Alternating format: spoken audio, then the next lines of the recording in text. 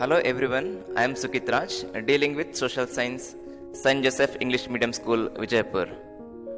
Dear children, this is part 4 and last video of this lesson.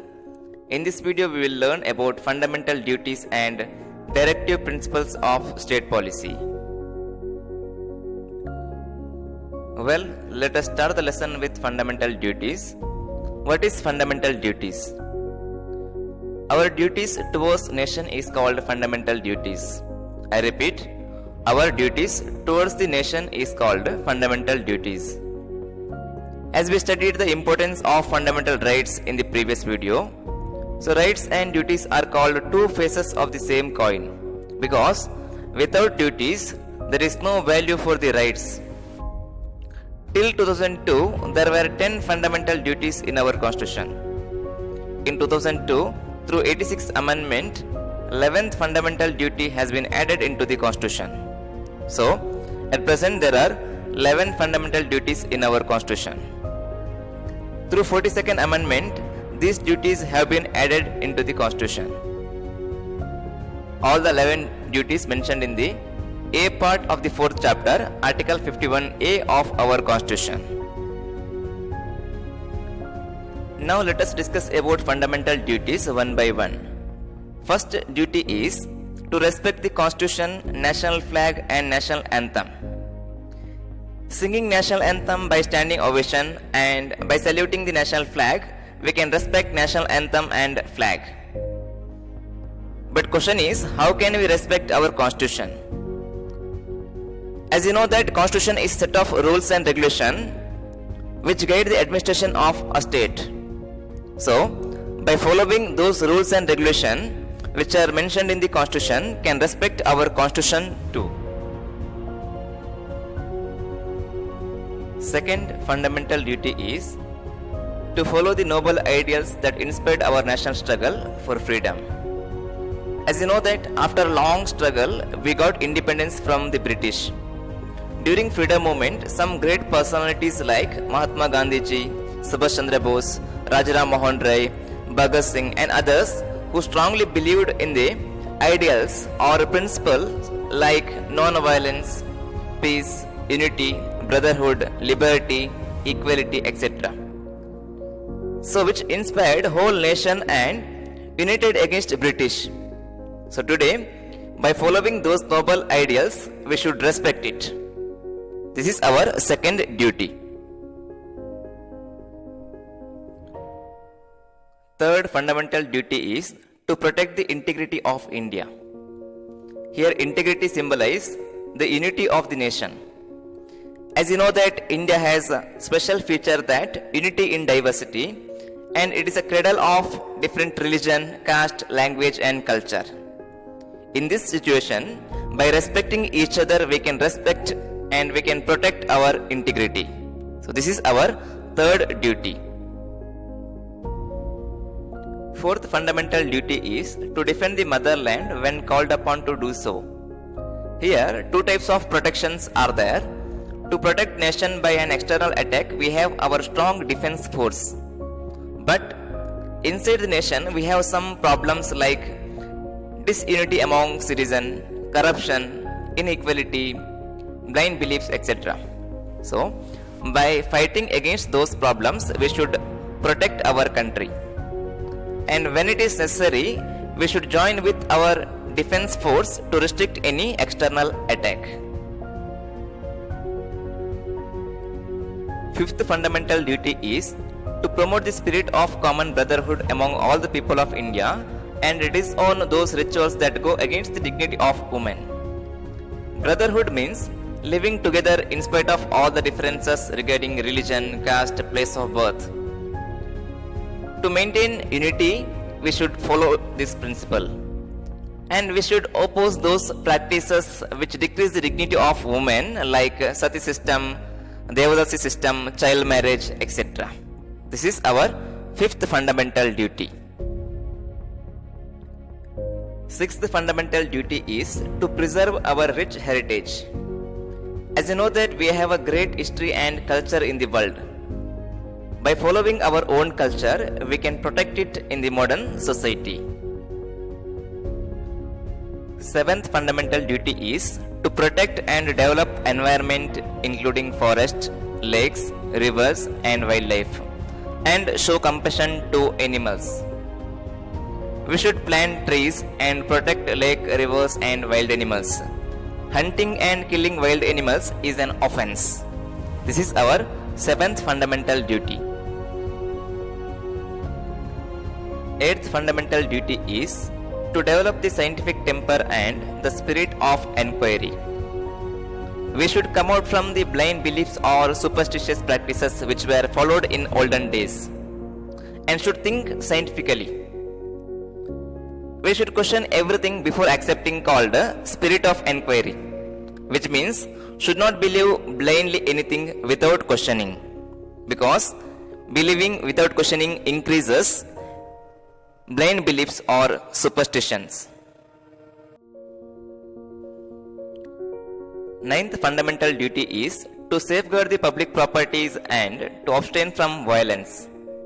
We are the protector of public properties like street light, roads, public drinking water facilities, etc. We should not damage it during protest and we should move away from the violence. This is our ninth fundamental duty.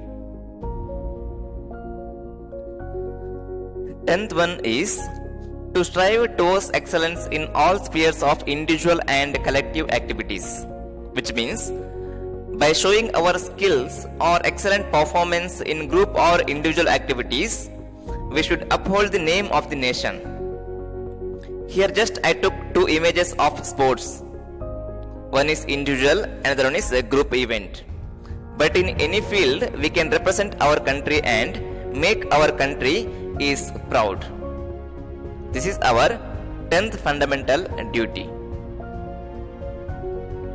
Let us go to 11th and last fundamental duty. The parents or guardians should provide an opportunity for education to their children from the age of 6 to 14 years. As you know that this duty has been added in 2002. This is the duty of every parents.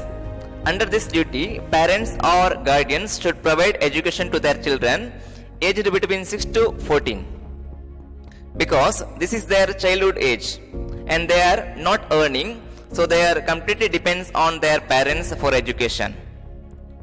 So parents should not evade their education right. If they deny, it will be considered as an offense. This is 11th and last fundamental duty. Along with conclusion, let us end the topic. Unlike fundamental rights, there is no protection from a court of law with regards to duties. But there will be punishment under law for those who violate their duties. So this is about fundamental duties and its importance. Let us go to last topic of this lesson, directive principles of state policy. It is also called DPSP as short form. DPSPs are borrowed from the Irish Constitution to establish welfare state and public social and economical justice.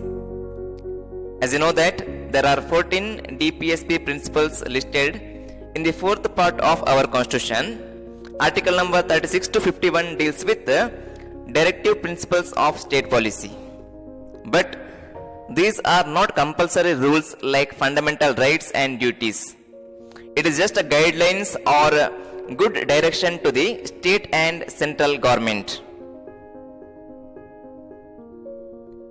These principles are based on ethics or moral principles. So it is also called Gandhian ideals, because among 14 principles, some are encouraging the ideals of Mahatma Gandhi ji, like prohibition of liquor or alcohol, establishment of Gram Panchayat, encouraging cottage industries, etc. As I told, these are just guidelines or a good direction to the state and central governments. So, if central or state government do not implement them, they cannot be questioned by a court of law. But when any party that comes to power has to rule keeping the principles as guidelines. So, these guidelines has more dignity and called principles. New rules of government should not harm DPSP principles. Now let us study DPSP principles one by one. First one is to provide adequate means of livelihood to all the citizens, which means DPSP says that government should provide enough basic facilities to all the citizens of the country. This is first direction of DPSP. Second guideline is to prevent the community wealth and resources from becoming the private property of a few people. It opposes those politicians or any influenced people by using their influence converting public property into private property. It tries to protect public property and to use for the development of society. Third guideline of DPSP is to provide equal pay for equal work to both men and women and to protect labor welfare. As you know that creating equality in the society is one of the main aim of DPSP. So it encourages to provide equal pay for equal work between men and women. And also it tries to protect labor welfare by giving limited time of work and fixed salary for the laborers. Fourth DPSP principle is to provide public assistance to those who are old, sick and weak or helpless people in the society. It suggests state and central government to provide help in different ways like financial help or by providing medicine or other any way. Government should help old, sick or helpless people in the society. It is a duty of government according to DPSP. Fifth guideline is to implement a uniform civil code throughout the country. It is already implemented in our country regarding civil matters like property issue, marriage, divorce, adoption. We have same law all over the country. Sixth guideline of DPSP is to provide opportunities for the development of health and preschool education to all children below 6 years. Government should protect the health of children and should provide preschool education like LKG, UKG education to all children below 6 years old. This is sixth guideline of DPSP. Seventh guideline is to protect historical monuments and maintain places of historical interest. Here monuments consist ancient palaces, buildings, forts, statues of freedom fighters, native rulers and some other great personalities of India. Protecting those monuments and maintaining historical places like Hampi, Pattadakal, Badami, Banavasi, Aihole and other historical places, duty of state and central government of India. Eighth principle is to separate executive from the judiciary. It is already implemented in our country. As you know that our judiciary system is an independent and separated from executive or other any organs of the government. Ninth DPSP principle is to protect international peace and to respect international law. India is one of the prominent country which gives importance to international peace, so it avoids unnecessary wars. By keeping good relationship with other countries in the world and avoiding use of nuclear bomb, we respect international law. 10th direction to the state and central government is to establish Gram Panchayat. It was a dream of Mahatma Gandhi ji because local government or Grama Panchayat can solve local problems and it is essential for the rural development. 11th direction is to encourage rural and cottage industries. This was to dream of Mahatma Gandhi ji. According to this principle, government should encourage rural and cottage industries because those industries are run by poor and village people. So they are not able to compete with the modern industries.